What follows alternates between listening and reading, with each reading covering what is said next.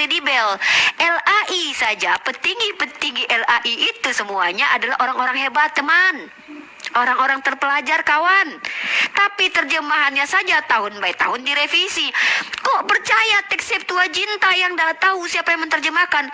Jangan-jangan orang-orang penyihir, hantu belau, orang-orang ODGJ, orang-orang tidak jelas. Ya kan nggak tahu kan? Raja lembar bisa mengakomodir 114 ini, 6.000 sekian ayat itu. Nggak bisa, Bu. Percaya tidak percaya, suka tidak suka kau, siapapun yang penerjemah Alkitab kami, penting ada sumbernya. Dan bukan satu lembar, bukan 2 lembar, banyak lembaran. Bagaimana kau mau melandingi Bible?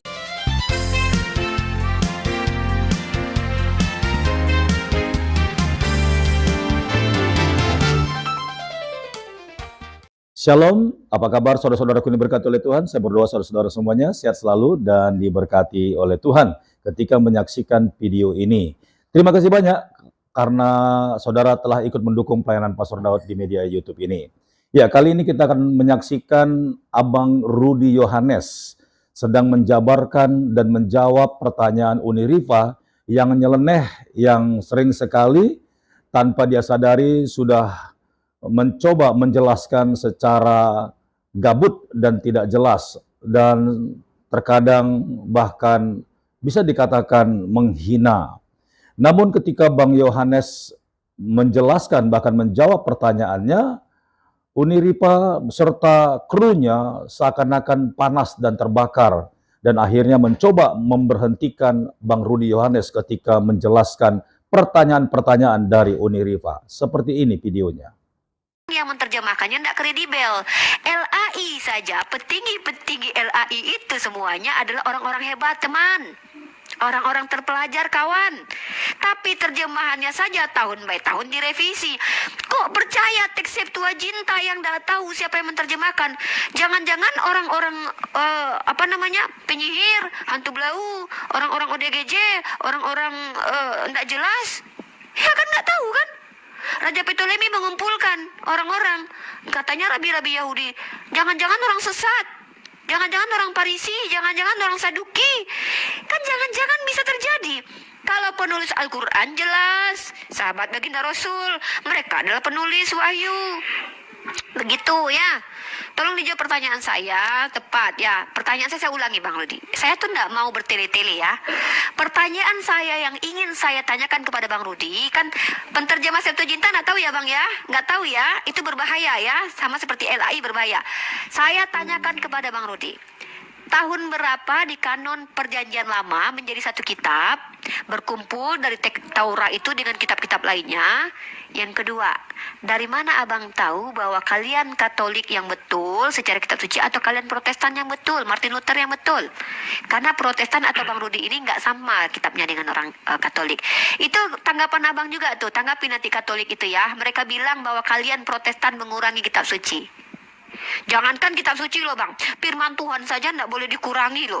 Jangan kau tambahi firman Tuhan, jangan kau kurangi firman Tuhan. Lah kalian bukan cuma firman Tuhan Bang, ayatnya bukan Bang, kitabnya kalian. Kitabnya kata orang Katolik. Gimana tuh? Ya, 3 pertanyaan. 1, ulangi Bang. Paham nggak Bang? Biar kita nggak lari-lari Bang. Yang pertama yang saya ingin, yang tentang penterjemah udah nggak tahu ya. Yang pertama yang ingin saya tahu Bang Rudi, tanggapan abang terkait kata-kata Katolik, kalian Protestan mengurangi kitab suci. Catat Bang, saya mau tahu tuh tanggapan abang tuh. Ya catat. Nah tuh, ya tanggapannya tuh. Nah, yang kemudian pertanyaan saya adalah, kok saya jadi lupa pertanyaan saya. Ingat nggak tadi pertanyaanku apa? Udah aku catat semua ini. Udah, bagus. Belum Tapi lah. nanti aku catat lagi loh. Soalnya tadi ada pertanyaan yang sangat penting nih ya, berkaitan dengan penterjemah ya. Nah, 2 masalah tadi tuh Bang Rudi, itu adalah konsekuensi kalau seandainya tidak ada kejelasan transmisi kitab. Nah, tolong tunjukkan juga sama kami. Apa sih masalah Al-Quran? Dari tadi tidak ada masalahnya yang abang bawa. Pertanyaan, jangan-jangan ini jangan, kan itu tidak masalah. Kalau aku masalah ya, yang aku bawa ya. Masalahnya apa? Penterjemah itu bisa gabrul. Ya, itu. Yang kedua, kitab bisa dikurangi, jangankan ayat. Jangankan ke abad-abad dulu. Di zaman di abad ke-19 aja Martin Luther mengurangi kitab. Nah, itu masalah tuh. Itu dulu. Silakan, terima kasih. Oke, terima kasih. Aku jawab dulu ya, bahwa kau mempermasalahkan mana yang Katolik atau Protestan, ya. Kalau kami tetap menggunakan kitab Katolik, maka kami tidak boleh membuat berbeda dengan Katolik. Itu yang saya pahami. Agar kalau masih mengatakan Katolik, maka kami bidat, kan begitu. Maka Protestan haruslah membuat sebuah kitab tersendiri. Menurut saya begitu. Maka ada pengurangan tujuh kitab ya daripada Katolik itu, dan itu tidak masalah, dan kami tidak mengakui kami Katolik. Sama dengan kalian Sunni dan Syiah, Ahmadiyah. Belum lagi menyangkut di dalam kalau ditanya berapa jumlah ayat dalam Al-Quran, ada yang bilang 6326, ada yang bilang 626, dan ada 7 jenis itu. Dari perbedaan ayat ini saja sudah terjadi namanya perbedaan penulisan. Dan Al-Quran yang kau pegang ini ada Al-Quran yang terbitan 1924. Al-Quran itu tidak punya masa lalu. Itu harus kau pahami itu. Yang ada adalah masa sesudah modern. Ya, kenapa saya katakan demikian? Saya membuat persamaan dengan kau. Kamu katakan Raja Pentetos tadi itu mengumpulkan para penerjemah. Siapa kita nggak tahu. Kau yang nggak tahu. Tidak mungkin Raja itu mengumpulkan orang yang tidak kredibel. Kenapa tidak mungkin? Karena dia harus bisa baca tulis, itu yang pertama. Sementara kau dalam Islam, bagaimana yang tidak bisa baca tulis bisa mengoreksi Al-Quran itu benar atau tidaknya? Secara logika atau secara keilmuan itu sudahlah kekeliruan terbesar. Seorang yang tidak bisa baca tulis bisa mengoreksi Al-Quran, tidak bisa. Kemanapun kau bawa dasar ini tidak bisa. Paham kau itu ya Ripa ya? Kemudian Ripa, saya pun curiga juga sama dengan kau. Kita perimbangan ya, Pak Polisi tolong jangan ditangkap. Ini hanya perimbangan atau ucapannya. Saya curiga penulis Quran itu juga adalah orang-orang gila. Saya nggak tahu. Saya samakan. Bisa jadi orang-orang sesat. Kenapa bisa begitu? Karena tidak ada di dalam Al-Quran dituliskan bahwa penulisan Al-Quran ini diperintahkan Allah SWT, bahwa penulisan Al-Quran ini dibimbing langsung oleh Allah SWT. Gak ada. Jadi Al-Quran itu adalah karya tulis manusia. Kenapa? Muhammad tidak bisa baca tulis. Kecuali Muhammad menuliskan seperti Musa, iya. Ini enggak. Itu Al-Quran adalah, saya menyeimbangkan aja ya Pak Polisi. Tolong jangan dilapor polisi dan tangkap. Saya menyeimbangkan aja ucapan dia. Bahwa jelas-jelas Al-Quran itu karya tulis manusia. Bukan karya Tuhan. Kenapa? Sudah jelas firman di dalam surah 2 ayat 79. Celakalah orang yang menulis kitab suci dengan tangannya. Jadi Al-Quran yang kalian pegang itu adalah kitab celaka. Karena ditulis dengan tangan manusia. Tidak ada itu jatuh gedebuk dari langit. Karena kita lihat faktanya Birmingham, tulisan lama itu jelas-jelas tulisan tangan manusia, bukan tulisan Tuhan. Memang bisa Tuhan menulis di atas kertas? Nggak bisa. Itu harus kau pahami. Yang kedua, jelas di dalam Al-Quran yang kau pegang karya manusia itu ditulis bahwa Al-Quran itu ditaruh di dalam hati Nabi Muhammad. Artinya apa? Yang di dalam hati Nabi Muhammad itulah Al-Quran seutuhnya. Bukannya kalian pegang itu. Siapa yang bisa menjamin bahwa sudah 100% yang di dalam hati Nabi Muhammad tertuang dalam Al-Quran? Buktinya apa? Ada ayat yang tidak ada di dalam Al-Quran terdapat di hadis. Hadis ini kan sabda Rasul. Masa Muhammad penyempurna Al-Quran? Ini harus kalian pahami. Maka aku tanya tadi kau, siapa penulis penghafal habisnya surah 96 itu ayat 1 sampai 5? Jawabnya Aisyah. Dari mana saya tahu itu? Itu tertulis di Sahih Bukhari 3. Bahwa Aisyah lah yang pertama kali menyampaikan ke orang lain. Kau tahu, di dalam hadis 3 Bukhari dan 646-7, perawi pertamanya sama, akhirnya sama, tapi bahasanya berbeda. Dari situ saya, bagaimana kau percaya Al-Quran itu satu kebenaran dari hafalan? Paham nggak kau maksudnya? Perawi daripada surat 3 itu, ujungnya sama, akhirnya sama, tapi isinya berbeda, cakupannya.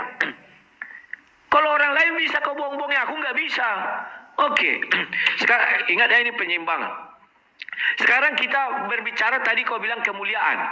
Kenapa kemuliaan bisa kesombongan? Kesombongan seorang raja adalah kemuliaan seorang raja. Kau paham itu?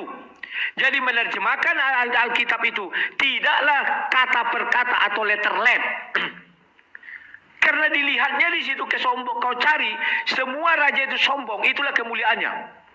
Mana mau raja misalnya, oh ya patuh kepada pembantunya, gak bisa. Kesombongan seorang raja adalah kemuliaan seorang raja. Pahami dulu itu. Kemudian kau bilang apa? Apa tadi ya? Lupa aku lagi. Ada. Kita tidak masuk ke situ lah ya, ke dalam intinya tadi. Kau bilang pun tidak usah itu kan. Sekarang kau bilang, apa masalah di kitab suci? Ya kalian tidak punya catatan tuanya, buku tuanya. Bagaimana yang 4 lembar, 2 lembar, bisa kau akui menjadi 144 ayat? Oh, habis. Apa enggak mati sudah semua habis itu semua? Kitabmu itu mulai dicetak tahun berapa? Kau harus jujur. Kitabmu dicetak bukan tahun ketika Muhammad hidup, tapi jauh setelah wafat. Yang kau pegang aja terbitan 1924. Sebelum 1924, apakah sudah dikanon Al-Quran? Belum. Kalau Al-Quran sudah dikanon, maka kau memegang kitab yang bukan terbitan 1924, bukan Kairo, tapi Sanaa. Kau cari tahu berapa ayat Sanaa itu? Berapa surah? Kau tahu berapa? Ini. Kau bicara Sanaa tadi tahu, tapi nggak tahu berapa surah. Kemudian, dari 2 lembar, ini 2 lembar ini misalnya ada 2 lembar Birmingham. Wow, kami punya bukti sejarah 2 lembar ini. Ini yang asli. Bagaimana menguji ini menjadi ini asli? Logikanya di mana? Nggak masuk. Maka dibuatlah, oh itu dihafal. Ketika ini dicetak, dijadi buku 1924, penghafal udah mati semua. Siapa yang menyampaikan ini? Udah pada mati. Oh, kitabnya yang tua ada 9 lembar. Punyanya Sanaa yang paling tua yang masih ada di Jerman itu. 9 lembar bisa mengakomodir 114 ini. 6.000 sekian ayat itu. Gak bisa, Bu. Percaya tidak percaya, suka tidak suka kau, siapapun yang penerjemah Alkitab kami, penting ada sumbernya. Dan bukan satu lembar, bukan 2 lembar, banyak lembaran. Bagaimana kau mau menandingi Bible? Hanya bermodal 2 lembar, terus kau mengatakan, wah kitab suci kami ini yang asli, tidak diubah-ubah. Siapa bilang? Saya sudah baca Birmingham, ternyata itu sudah diubah-ubah sekarang. Tidak satu titik pun. Oh dulu masih gundul, sekarang sudah gondrong. Bahasa pun bisa, tulisan pun bisa, tumbuh rambut, tumbuh gondrong-gondrongnya. Kan lawak. Pahami dulu itu. Jadi logikamu nggak main. Wah, siapa yang menghafal surah 96? Seluruh sahabat Nabi menghafal. Logikanya dari mana sih? Belum lagi ketika Nabi misalnya kau mengambil surah 33 ayat 55 itu, Al-Ahzab itu. Apakah Nabi juga bercerita kepada semua orang? Gimana sih? Belum lagi bercerita tentang kisah surah berapa itu ya? Surah jin misalnya. Sebenarnya Nabi ini mendengar jin atau melihat jin atau Tuhan the messenger of jin? Apa sih? Tuhan menyampaikan pesan jin kepada Muhammad. Kan lucu. Kok jadi Tuhan penyampai pesan? Yang benar aja. Coba pakai logika dengan baik. Di mana? Di situ lagi ada surah Muhammad. Tuhan menyampaikan ucapan Muhammad kepada Muhammad. Siapa penulis kitab Muhammad? Oh, itu satu kesatuan. Kamu kira itu... yang ditulis oleh Zaid bin Sabit bukan setebal ini. Ini Alkitab ya masku, bukan jadi buku seperti Al-Quran yang kau pegang sekarang. Kau bohong. Ditanya, mana tulisan Zaid bin Sabit itu? Itu permasalahan. Jawabnya nggak ada. Kenapa nggak ada? Dibakar, menghilangkan barang bukti. Kali ini kalian menggampang-gampangkan semua. Hilangkan barang bukti nggak perlu ditanya, sudah hilang. Ketika dia dibakar, dengan apa kalian kok bisa ada Birmingham? Birmingham itu ada sebelum Muhammad lahir. Tahu nggak kau? Tahun 560-an itu Birmingham itu. Maka ada indikasi Birmingham itu diambil dari apa? Kitab-kitab orang Nasrani, kitab bidat-bidat. Maka pahami dulu. Paham nggak kau? Kemudian kau bilang, Bahasa Indonesia sudah kujawab ya, bukan ada yang salah situ. Orang menerjemah, banyak cara menerjemah, sama dengan Quran. Quran itu bukan kau kira satu versi Hafs yang kau pegang itu, atau versi siapa? Harus kau akui ya bahwa Al-Quran memang tidak satu versi, ada beberapa versi. Bilang aja, gak usah malu. Ya, terus kau bilang lagi, ya Al-Quran itu tidak ada buku tuanya, hanya 4 lembar, 6 lembar. Jadi bagaimana ini bisa jadi buku? Itu adalah proyek orang Mesir. Dikumpul. Tidak ada buku tuanya, hanya 4 lembar, 6 lembar. Jadi bagaimana ini bisa jadi buku? Itu adalah proyek orang Mesir. Dikumpulkanlah di Al-Azhar semua orang-orang hakim untuk mengkanon sebuah Al-Quran. Al-Quran di kanon itu 1924. Jangan banyak kali cakap kau. Kalau Bible ya aku akui Protestan 1500-an sekian. Kalau Katolik sudah lebih dahulu.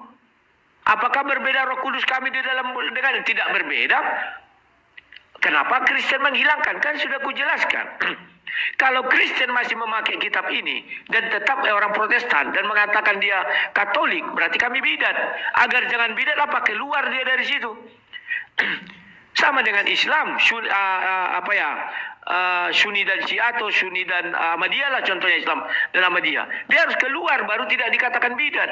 Ternyata mereka masih ngaku Islam, maka dikatakanlah mereka bidat sama kalian. Kan begitu. Kan lucu kalian. Nah, sekarang kutanya, kenapa di dalam Al-Quran tidak ada Taurat, tidak ada Injil, tidak ada Zabur? Bisa nggak kau jawab? Kenapa Islam tidak punya kitab Taurat, Injil, dan Zabur? Sementara Tuhanmu mengatakan menurunkan kitab Taurat, Injil, dan Zabur. Mana kitab Taurat Tuhanmu? Jawabnya sederhana. Oh, belum ditulis, masih dilafalkan. Kau kira Musa itu buta huruf? Musa bukan buta huruf, dia menulis kitab. Kau tanya ke orang Yahudi, kalau sama Musa di dalam Al-Quran dengan Musa di dalam Bible atau di dalam kitab Yahudi. Kau tanya Yahudi itu, kitab Musa itu masih dalam lisan atau tulisan? Logika kalian gak jalan. Kalian gak berani mengkritisi agama kalian. Pahami dulu. Lapas Allah saja sudah berapa orang saya tanya. Bukan Muhammad yang menciptakan itu, tapi para sahabat. Alif lam lam ha memang sama. Tapi apakah Muhammad tahu itu alif lam lam ha? Gak tahu. Karena tak tahu baca tulis.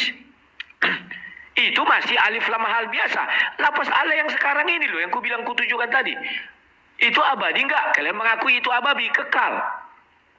Pertanyaan saya sudah jelas. Apakah Muhammad tahu itu tulisan itu? Tidak tahu. Dari situ saja semua isi Al-Quran kalian sudah keliru. Kalau merujuk kepada logika kau. Paham nggak kau alif lam lah yang ku bilang tadi itu? Yang ini, yang lapas Allah itu. Sejak kapan itu kalau alif lam lam ha dimanapun sama kau bilang betul sama. Bahkan lapas Allah pun sama. Yang ku tanyakan Muhammad nggak tahu itu. Siapa berani menjelaskan itu? Siapa menulisnya? Nggak ada yang tahu. Bahkan mereka mengatakan bukan Muhammad. Kalau sampai Muhammad menuliskan berarti dia nggak buta huruf. Kan kalian ingin mendakwa Muhammad bahwa Muhammad itu buta huruf. Padahal menurut saya membela Muhammad. Dia tidak buta huruf.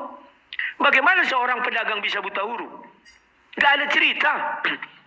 Kau bicara Hafiz, kau kira Muhammad tidak pernah lupa ayat yang diucapkannya? Ada hadisnya. Kemarin sudah saya kasih. Saya pernah berdiskusi dengan Sinandar. Dia lupa. Ketika didengarnya, kayaknya pernah aku dengar ini katanya. Itu harus kau pahami dulu itu kalau bicara logika. Logikamu mampet.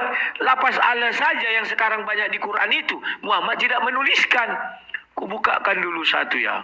Sebentar dulu ya. Langsung aja ya. Sebentar. Kalau ini saja belum bisa kau apakan, ngapain kita lanjutkan? Mau cari-cari remes yang nggak bisa lah. Orang kitab Allahmu mengatakan menurunkan Taurat, Injil, dan Zabur. Mana Injil dan Zabur itu Allahmu itu? Nggak ada. Yang ini yang ku maksud lapas ini. Apakah lapas ini kekal? Setiap utanya orang Muslim, iya. Ini kekal, iya. Semuanya ini kekal. Tertutup kameranya Bang Rudi. Sorry belum. Oh belum ya. Nah ini. Apakah ini kekal? Ya kekal. Lafaz Allah itu tidak pernah berubah. Begini terus karena kekal. Siapa bilang? Awalnya bukan begini. Alif lam lam ha itu mana ya? Tunggu sebentar. Nah, ini ada dibahas. Awalnya bukan begini. Sabar dulu ya. Alah, saya sudah lupa itu. Bentar. Kemarin ada. Biar jangan salah-salah ya.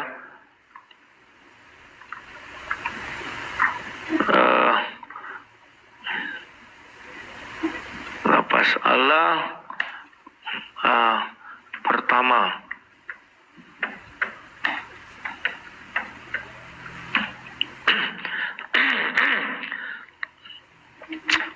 Oh, kemarin sebentar ya.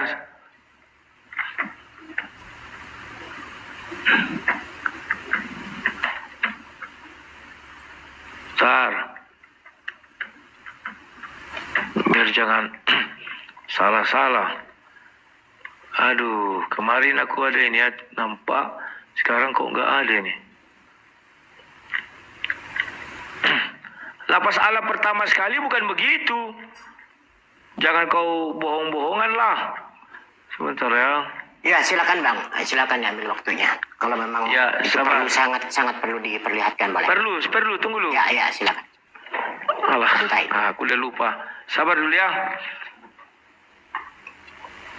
Tunggu. Sabar.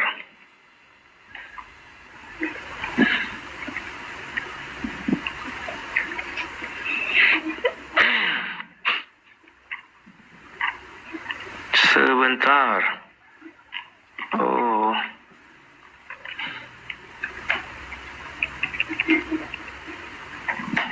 Aku dulu aja, habis itu abang. Sebentar. Enggak lah, biar jelas. Ini nih. Inilah alif lam lam ha pertama. Biar tahu kau. Apakah Muhammad tahu menulis gini? Enggak tahu. Apakah Muhammad tahu ini sekarang jadi berubah gini? Enggak tahu.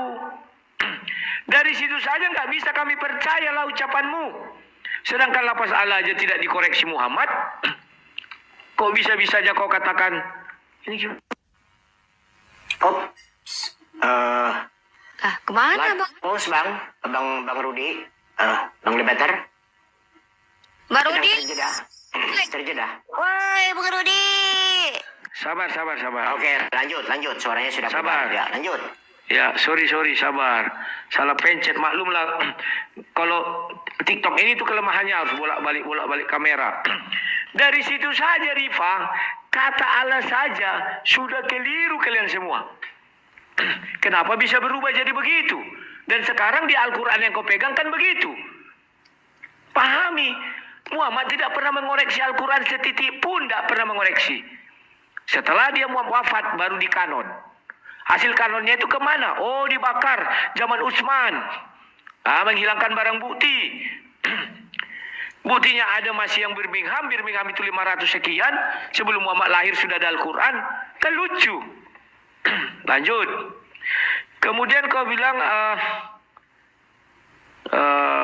udah ya, kalau Protestan tahun 1500-an ya, itu nggak kusangkal itu. Karena kami adalah setelah Katolik. Katolik lebih dahulu.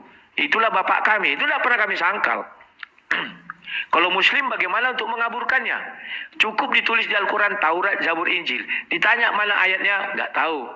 Penting ada tertulis Taurat, Zabur, dan Injil. Oh, bukan. Taurat yang dipegang Yahudi sekarang, oh bukan itu.